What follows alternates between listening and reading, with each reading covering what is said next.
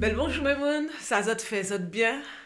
Je vous espère bien. Alors Memoun, aujourd'hui j'aimerais vous parler du désir. Alors d'abord, je me présente au cas où vous n'auriez pas écouté le premier podcast. Alors je suis Naoui, coach en neurosciences et créatrice du concept Lia Naissance. Lia Naissance, c'est quoi? C'est une expérimentation sensorielle pour les couples, pour la relation amoureuse au sein du couple. Outil de croissance, outil de pérennité. Je vous expliquerai tout au fur et à mesure.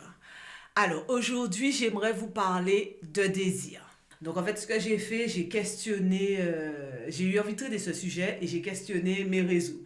WhatsApp et Instagram, j'ai demandé à mon auditoire de me poser des questions sur le désir ou de venir échanger avec moi. Et j'ai eu un échange très intéressant avec une amie qui m'a posé deux questions. Et puis ensuite, on a conversé sur notre sujet. Donc la première question, elle voulait savoir mon avis sur, elle voulait avoir plutôt mon avis sur le fait que selon elle, euh, la frénésie, du moins le désir, est une frénésie qui ne dure que 3 ans.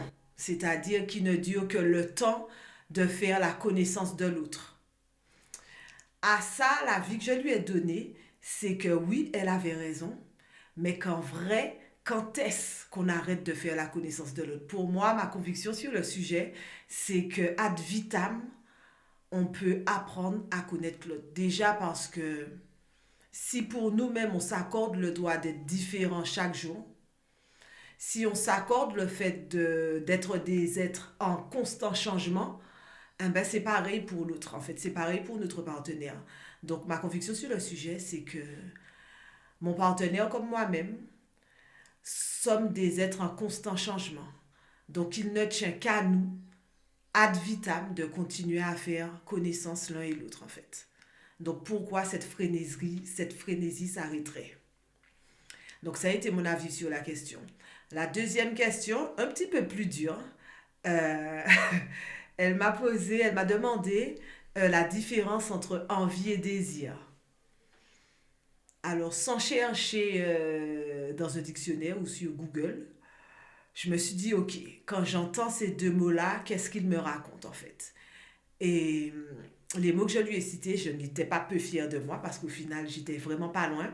Mais ce que je lui ai dit, c'est que quand j'entendais l'envie, j'entendais le là tout de suite.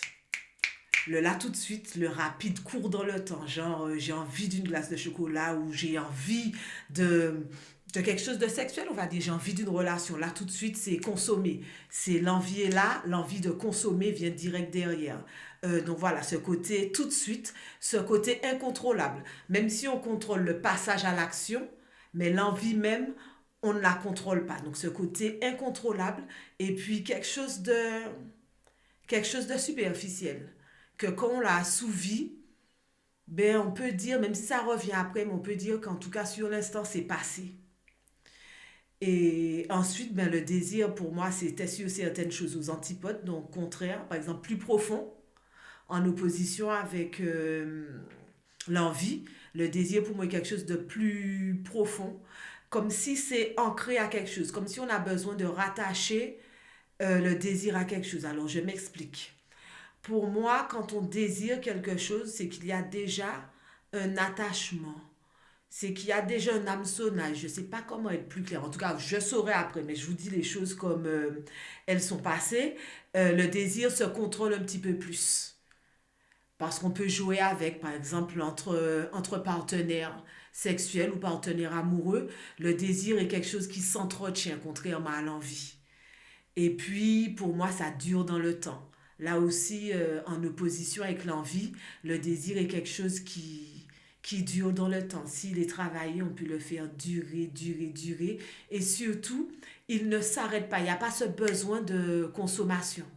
Il ne s'arrête pas forcément une fois qu'on a eu entre nos bras, entre nos mains, l'objet de notre désir, en fait. Donc ça, c'est ce que je lui ai dit. Et comme je vous ai dit, j'ai été contente de voir qu'en fait, quand on s'accroche à des ressentis corporels sans avoir cherché la définition, ben, Notre corps sait faire la différence entre l'envie et le désir. En tout cas, le mien, sur l'instant de la conversation, il a su faire la différence entre l'envie et le désir. En fait, donc après, j'ai été chercher. Donc, je ne sais pas si je vous ai dit, je suis coach en neurosciences, donc j'aime beaucoup. C'est une discipline que j'aime énormément. Et donc, mes recherches se sont orientées vers ça. Et j'ai découvert que ce qu'il y avait au-dessus, et ce qu'il y avait pendant, en fait, l'univers du désir et l'univers de l'envie était totalement différent. C'est-à-dire qu'hormonalement parlant, on n'est pas du tout sur la même chose. Par exemple, l'envie, on est sur de la dopamine.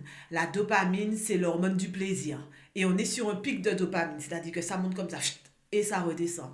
Sur le désir, on est sur de la dopamine, mais un peu plus modérée. Donc, on aurait une courbe qui ferait plus ça. C'est plus bas que le pic de l'envie, mais par contre, c'est plus stable, ça dure beaucoup plus longtemps. À côté de ça, ben voilà, le désir est sous la gouverne de d'autres hormones, l'ocytocine qui est l'hormone du lien et la vasopressine qui est l'hormone de l'attachement. Ce sont deux hormones très liées. Et pareil, alors je ne me rappelle pas des termes cérébraux, des noms plutôt, des aires du cerveau qui sont au-dessus de ça. Mais pareil, ce sont des territoires cérébraux qui n'ont rien à voir l'un et l'autre. Donc l'envie et le désir ne sont pas créés au même endroit, ne sont pas non plus sous la dominance des mêmes hormones. Donc c'est vraiment deux choses différentes. Et après coup, on a continué à discuter avec ma pote et elle m'a parlé, elle m'a demandé mon avis sur, comment on appelle ça, les baisses de régime dans les couples, les hauts et les bas, et le fait que parfois on n'a pas le temps, on n'a pas envie, on n'a pas envie de nourrir le couple, on n'a pas le temps, on n'est pas motivé, et donc on laisse les choses là. Et parfois, même si c'est épisodique, ça peut impacter notre couple durablement. Et en fait, là, c'est une discussion que j'avais déjà eu l'occasion de tenir, donc mon avis n'a pas changé sur la question.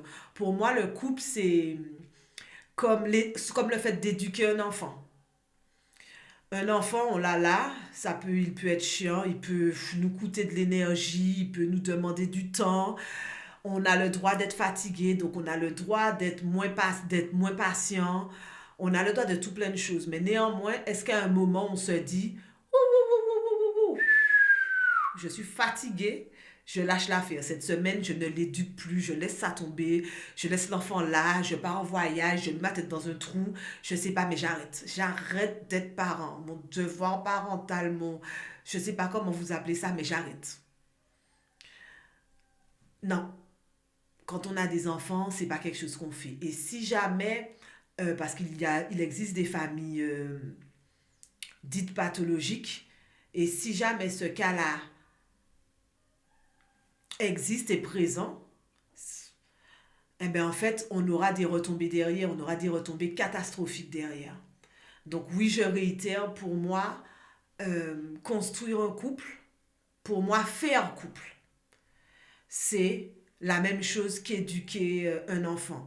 Et dans ce sens, je pense qu'on pense très mal le couple. On les pense très mal. On arrive, on rencontre quelqu'un, tchac boum, on est amoureux. Et en fait, on continue à faire couple sur ça, en fait. Et la métaphore que j'aime à ce sujet, c'est comme la rose. Quand on vous offre une rose, vous la mettez dans un verre d'eau et en fait, inéluctablement, elle fane. Il y a certaines plantes comme le basilic gros-thym qui font des racines. La rose, ce n'est pas le cas. La rose vit, son temps de vie, en fait, son énergie de vie va être déterminée par la quantité de sève qu'elle a dans sa tige, ses feuilles et tout ça, en fait. Et pour moi, nos manières de penser le couple ressemblent plus à ça.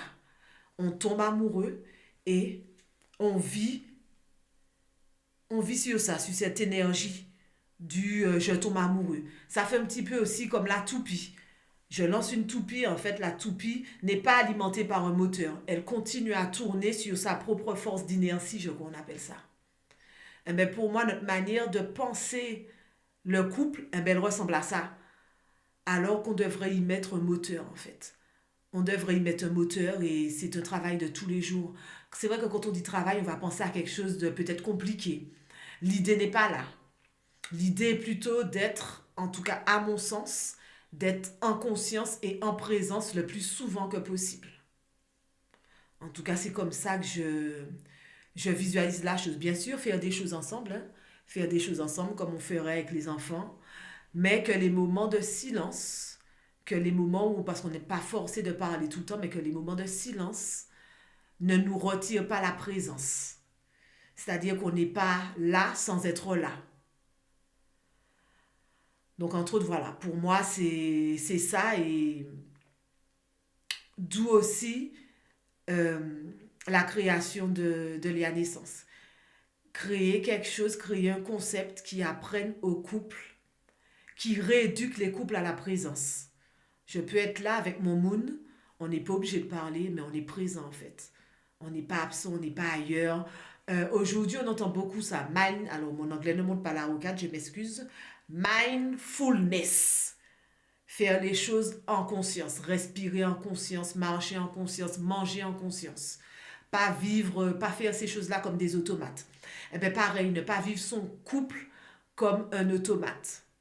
Toujours veiller à être en conscience en fait, à vivre mon couple à chaque moment, chaque jour en fait. Donc c'était ça mon avis sur la question qu'elle partageait d'ailleurs. Et après coup, je parlais de soit de cette discussion, ou soit je discutais du sujet avec mon moon. Et, euh, et il m'a fait une remarque drôle. Alors mon moon se pense drôle. Il n'est pas drôle, mais il se pense drôle. Non, c'est pas vrai, des fois il l'est. Et euh, qu'est-ce qu'il m'a dit? Alors, quand je lui disais, je lui donnais ma conception comme quoi ça serait que le couple, pour moi, on le pense mal, et que pour moi, c'est comme l'éducation d'un enfant. Qu'est-ce qu'il me disait? Il m'a dit, oui, mais les enfants, on peut les déposer chez mamie. Et là aussi, j'ai été très fière de moi parce que j'ai pas un énorme sens de la répartie. Mais là, c'était pas mal, c'était bien joué. Et je lui ai répondu du tac au tac, eh ben, pareil, si les parents déposent les enfants chez mamie, eh ben, les couples viennent passer un moment dans un atelier lié à naissance, en fait. Quand on ne sait plus quoi faire, quand on n'a plus d'outils, eh ben, lié à naissance peut en créer. Lié à naissance, c'est aussi un apprentissage, en fait. Un apprentissage d'une nouvelle manière de communiquer, où automatiquement, il y a la présence, il y a la conscience. Donc voilà, pour ça, j'étais pas plus fière de moi. J'avais placé le produit au calme.